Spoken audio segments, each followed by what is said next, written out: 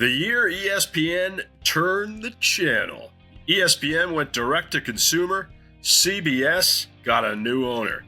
Tom Brady called the Super Bowl.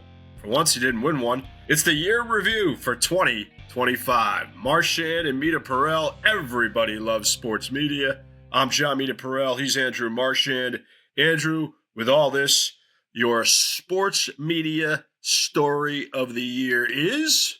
I think we have to go with ESPN going direct to consumer because I think 2025 is a year in sports viewership that we will not look back. There's no more U-turns. ESPN goes direct to consumer. Fox with Fox One goes direct to consumer. Peacock and CBS with Paramount. Peacock with NBC. Had already done it with all their major sports. Warner Brothers, Discovery with TNT Sports. Everyone's in. And then Netflix joins the hunt. Amazon Prime Video, we've said many times, has the most mature of the big digital players' media strategy. YouTube gets an NFL game, and maybe they're in for more soon. So to me, that's the biggest story of the year. All right, I'm very intrigued. And my biggest story is the fact that WSC Sports has supported us all year.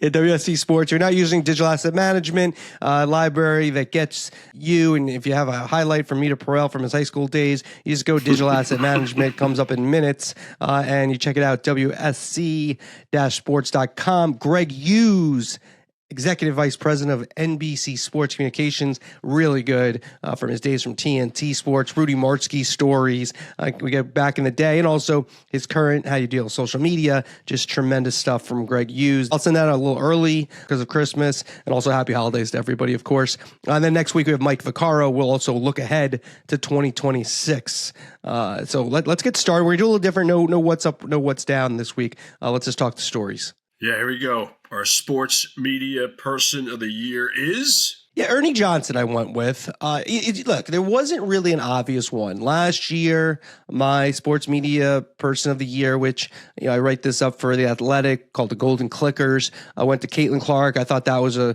really liked that choice because it was a little bit different. It wasn't just an obvious media person. This one, look, could you go with Pat McAfee? Could you go with Stephen A? You could. But I went the opposite. I just think Ernie Johnson, you look at inside the NBA, moving from TNT Sports to be licensed or sub-licensed to ESPN. Ernie Johnson didn't say a word. You heard a lot about what Charles Barkley might do, what he might not do, what Shaq was thinking. Kenny Smith wanted more money, yada, yada, yada. But Ernie just sat back. I'm going to stay with TNT. And I think when you look at that show, all-time, best studio show of all time, Barkley's number one reason. Number two reason is Ernie Johnson, just skillful, class, doesn't make it about himself. And to me, you point fingers at other people to give them credit like Ernie does. You get 4 fingers pointing back at you or something like that. I don't know how the saying goes, but maybe 7 pointing back. It's 7. I don't know. But Ernie Johnson deserves all the praise. So he is he was my Golden Clicker sports media person of the year. What do you think? He's the ultimate quiet all-star point guard. It's like Mo Cheeks back in the day, just setting up Andrew Toney and Julius Erving and Moses Malone. No, I think he's great. That's a good choice. I thought you might have gone maybe down the play-by-play route. Mike Tirico has had a big-time year. Kevin Burkhardt continues to excel. There's a lot you could go with there. Ian Eagle, of course.